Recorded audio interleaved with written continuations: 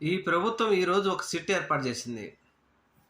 2022లో కల్తీ సారా తాగి 22 మంది చనిపోయారు. దీని మీద నిజ నిజాలు తేల్చండి అంటూ ఒక సిట్‌ని ఏర్పాటు చేసింది ప్రభుత్వం.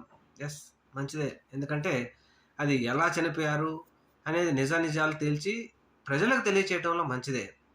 దానితో పాటుగా చంద్రబాబు నాయుడు గారు ముఖ్యమంత్రి అయిన తర్వాత నంద్యాల దగ్గర మచ్చుమర్రిలో ఒక చిన్న బాలికను హత్ అత్యాచారం చేసి చంపేసి నదిలో పడేస్తే, దాని గురించి ఇప్పటికి గూడా తెలియలేదు. మరి దాని మీద గూడా వేస్తే బాగుండేది.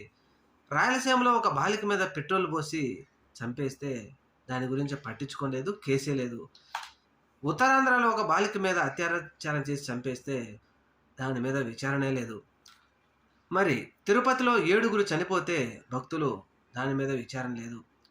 తర్వాత ఇంకా సింహాచలంలో 7 మంది చనిపోతే దాని మీద విచారణ లేదు. మరి ఇలాంటి జరిగిన సంఘటనలు అన్నిటి మీద కూడా అప్పట్లో గోదావరి పుష్కరాల్లో 22 మంది చనిపోతే మరి దాని మీద కూడా సిట్ ఏర్పాటు చేసి వివరాలు చెప్పుంటే బాగుండేది. కందుకూరులో 7గురు చనిపోతే దాని మీద కూడా సిట్ వేస్తే బాగుండేది. గుంటూరులో చీరలు ఇస్తామని పిలిచి అక్కడ కూడా 7 మంది చనిపోయారు. ఇరుకు గొంతుల్లో మీటింగులు పెట్టి 7 మంది చనిపోయారు. మరి వీటన్నిటి మీద కూడా సీట్లు ఏర్పాటు చేసి ప్రజలకు తెలియజేస్తే బాగుండేదని చెప్పేసి ఇప్పుడు నెటిజన్లు పెద్ద ఎత్తున ట్రోల్ చేస్తా ఉన్నారు ఈ ప్రభుత్వాన్ని.